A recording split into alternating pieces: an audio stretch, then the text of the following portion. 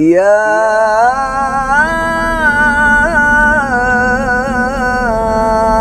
أيها الذين آمنوا اتقوا الله حق تقاته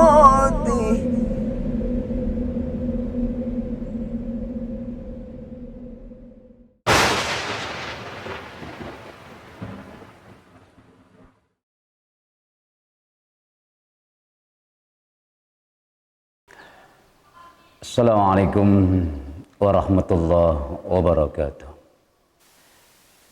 Alhamdulillah, salatu wassalamu ala rasulillah Sayyidina Muhammad ibn Abdillah wa la hawla wa la quwata illa billah ma ba'du. Pemirsa, saudaraku beranda Islami dimanapun saya berada, rahimakumullah. Pada kesempatan yang berbahagia ini kita akan berbicara tentang umur kita.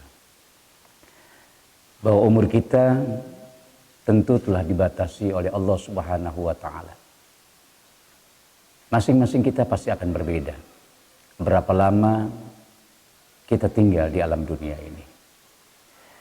Sekarang tahun 2021. Berapakah usia kita sekarang?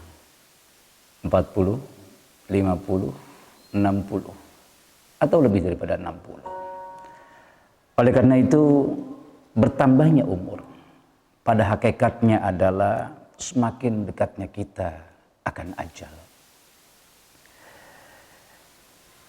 Bashr bin Haris rahimahullahu ta'ala pernah berkata, marartu birajulin minal ubadi bil Basrah wa huwa yabki faqultu ma yabkika faqala abki ala ma farrattu min umri wa ala yaumin madha min ajali lam yatabayyan fihi amali. Aku pernah melewati seorang ahli ibadah di Basrah. Ia sedang menangis. Aku bertanya kepadanya, apa yang menyebabkanmu menangis? Dia menjawab, aku menangis karena umurku yang luput dariku dan atas hari-hari yang telah berlalu. Ajalku sudah begitu dekat, katanya. Akan tetapi amalku belum begitu jelas. Pemirsa yang dirahmati Allah Subhanahu wa Ta'ala, inilah rahasia yang tiada satupun juga daripada kita yang mengetahui. Bahkan kita tidak tahu apa penyebab kita kembali kepada Allah Subhanahu wa Ta'ala. Yang pasti adalah al-mautu haqqun wa sababuhu ulufun. Kematian itu adalah merupakan yang hak, yang pasti. Dan sebabnya ribuan cara yang akan terjadi pada diri kita. Bisa jadi dari hal-hal yang sepele. Bisa jadi orang yang begitu sehat, makannya teratur, olahraganya teratur. Subhanallah. Yang dia pikir umurnya masih panjang, ternyata dalam sebab yang kecil dia telah meninggal dunia, ketemu oleh Allah Subhanahu wa Ta'ala. Oleh karena itu, mumpung kita masih ada umur, mumpung kesempatan itu masih ada, amalan apa yang bisa kita tinggalkan ketika kita berjumpa kepada Allah Subhanahu wa Ta'ala? Yang pertama, kesolehan. Kesolehan kita akan mendapatkan doa dari orang-orang soleh yang lainnya. Pernah kita membaca tahiyat dalam sholat. Di sana kita membaca at-tahiyyatul mubarakatus salawatut tayyibatu lillah. Assalamu alayka ayyuhan nabiy wa rahmatullahi wa barakatuh. Assalamu alayna wa ala ibadillahis shalihin. Kita garis bawahi assalamu alayna wa ala ibadillahis shalihin. Dahulu pertama kali ucapan ini dibacakan oleh Nabi kita Muhammad sallallahu alaihi wasallam pada peristiwa Mi'raj. Ketika Allah dan Rasulullah saling memberikan tahiyah. Pada saat itu pula Nabi kita Muhammad sallallahu alaihi wasallam menginginkan, memohon kepada Allah Subhanahu wa taala agar keselamatan dan kesejahteraan tidak hanya diberikan kepadanya, yaitu kepada Nabi Muhammad, akan tetapi agar Allah Subhanahu wa taala memberikan keselamatan, keberkahan kepada kami dan kepada seluruh hamba-hambanya yang soleh. Tentunya inilah yang menjadi harapan untuk kita. Karena orang-orang yang soleh itu, dia akan selalu mendapatkan doa dari orang-orang soleh yang lainnya. Tentunya kita pun juga akan beramal soleh dan akan menjadi orang-orang yang soleh.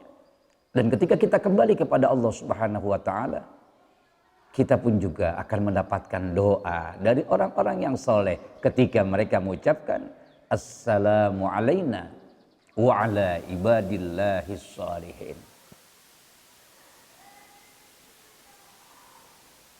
Maka jika kalian mengucapkan seperti itu, maka doa tadi akan tertuju kepada hamba-hamba Allah.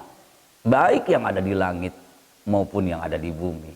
Baik mereka yang masih hidup, terlebih lagi kepada mereka yang telah kembali kepada Allah Subhanahu wa taala.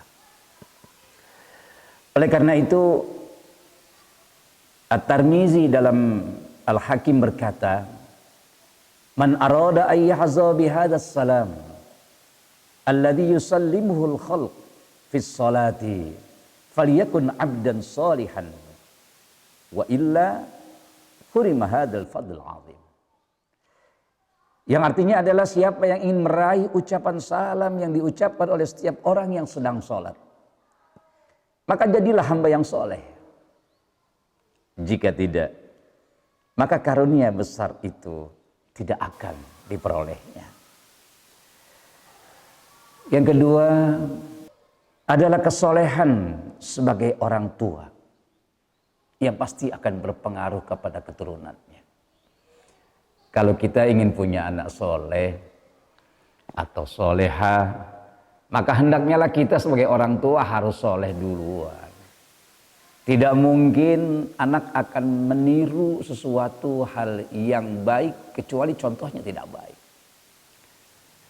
Ibarat mesin fotokopi. Ya, mesin fotokopi itu akan mengkopi sesuai apa yang dikopi. Tidak akan berubah. Ketika orang tua menjadi orang tua yang soleh, insya Allah besar kemungkinan anak-anaknya menjadi anak yang soleh dan soleha. Maka orang tua harus menjadi contoh.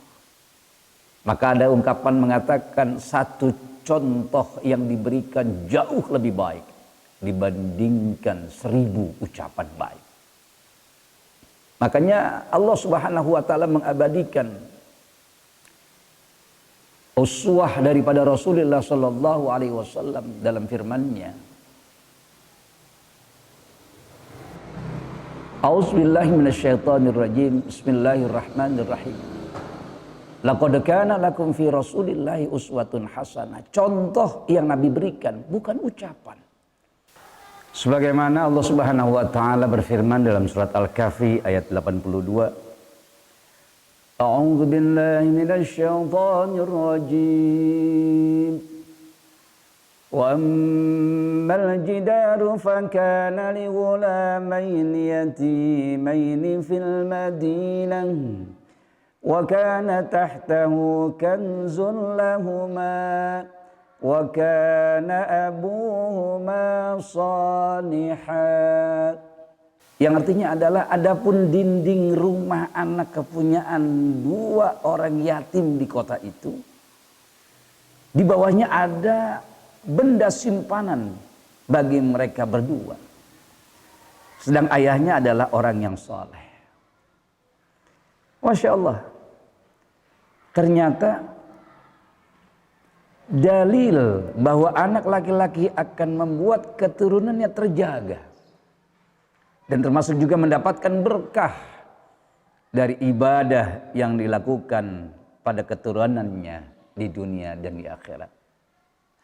Artinya pemirsa, kesolehan orang tua itu dapat memberikan kemaslahatan untuk keturunan-keturunannya, baik di dunia dan di akhirat. Makanya paling tidak kita mampu meninggalkan amal-amal yang baik ini seperti kita menjadi seorang pelopor kebaikan. Menjadi orang yang pertama kali memberikan petunjuk yang baik kepada keluarga kita, kepada teman-teman dekat kita. Karena barang siapa yang memberikan sebuah petunjuk kebaikan dan dia melakukannya, maka dia akan mendapatkan pahala yang sangat luar biasa tanpa dikurangi sedikit pun juga. Jarir bin Abdullah radhiyallahu anhu pernah berkata bahwasanya Rasulullah sallallahu alaihi wasallam bersabda, "Man sanna sunnatan hasanatan fa'amila biha ba'dahu kana lahu ajruhu wa mislu ujurihim min ghairi ayyan qussa min ujurihim syai'an." Yang artinya adalah barang siapa yang melakukan amalan kebajikan dan amal itu dilakukan oleh orang lain, maka kita akan mendapatkan bagian dari pahala itu sama seperti orang yang melakukan tanpa dikurangi sedikit pun juga. Yang keempat, saudaraku beranda Islami rahimakumullah, kita harus berupaya meninggalkan kebaikan-kebaikan sebelum kita dipanggil oleh Allah Subhanahu wa taala. Poin yang keempat ini bisa jadi sedekah jariyah, ilmu yang bermanfaat, ataupun juga anak yang soleh. Sebagaimana Rasulullah sallallahu alaihi wasallam bersabda, "Idza matal insan in qata'a amaluhu illa min salas. Shadaqatin jariyah aw ilmin yuntafa'u bihi aw waladin shalihin yad'u lahu." Jika seorang meninggal dunia, maka terputuslah seluruh amal perbuatannya kecuali 3 perkara. Yang pertama adalah sedekah jariyah, ilmu yang bermanfaat, dan anak yang soleh. Kenapa Rasulullah Sallallahu Alaihi Wasallam menempatkan sedekah di urutan yang pertama? Di urutan yang kedua barulah ilmu, yang ketiga adalah anak yang soleh. Karena sedekah jariyah ini dapat dilakukan kapan saja, tanpa nominal tertentu. Diberikan di berapapun juga, kepada siapapun juga. Tanpa menggunakan ilmu, sedekah jariyah bisa dilakukan oleh siapapun daripada umatnya. Maka sedekah jariyahlah ini yang Nabi prioritaskan. Kalau punya ilmu butuh waktu yang begitu panjang untuk mempelajari ilmunya. Apalagi pengen punya anak yang soleh. Masya Allah, luar biasa. Kita pun juga tidak tahu apakah kita akan dianugerahkan keturunan yang soleh dan solihah. Akan tetapi sedekah jariyah dari sekarang pun Anda bisa melaksanakannya. Berapapun nominalnya, dimanapun Anda berada, kapanpun waktunya, bisa kita lakukan. Dan itu tanpa membutuhkan waktu, tanpa membutuhkan ilmu yang jelas kita keluarkan. Itulah kemudahan dalam Islam untuk menjalankan suatu amal kebajikan yang dapat kita rasakan baik di dunia bahkan di akhirat nanti. Di dunia Rasulullah menyatakan orang yang bersedekah tidak akan berkurang. Akan tetapi yazdad. Nabi mengulangi 3 kali, akan bertambah, dan bertambah. Kemudian yang berikutnya adalah berbagai amalan yang kemanfaatannya sangat luas untuk umat. Sungguh Nabi SAW bersabda, "Inna mimma yalhaqul mu'minu min amalihi wa hasanatihi ba'da mautihi ilman 'allamahu wa nasharahu wa waladan salihan tarakahu wa mushafan warasahu au masjidan banahu au baitan libnis sabil banahu au nahran ajrahu au sadaqatan akhrajaha min malihi fi sihhatihi wa hayatihi yalhaquhu min ba'di mautih. Yang artinya adalah sesungguhnya yang didapati oleh orang yang beriman dari amalan dan kebajikan yang ia lakukan setelah ia mati. Yang pertama adalah ilmu yang dia ajarkan. Yang kedua adalah anak soleh yang ia tinggalkan. Yang ketiga adalah mushaf Al-Quran yang ia wariskan.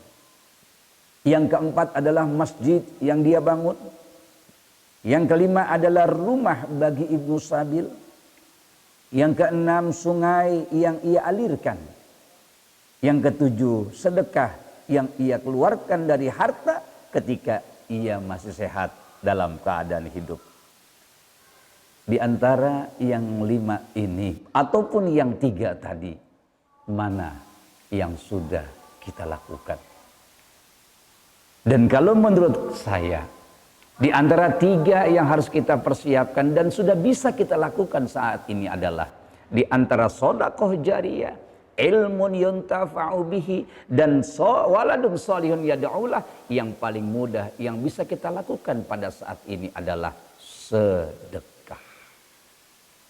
Sebagaimana Allah Subhanahu wa taala berfirman, ketika Allah mengilustrasikan bagaimana keinginan seorang yang ketika akan dijemput oleh malaikat Israel, dia memohon agar dia ditangguhkan kematiannya.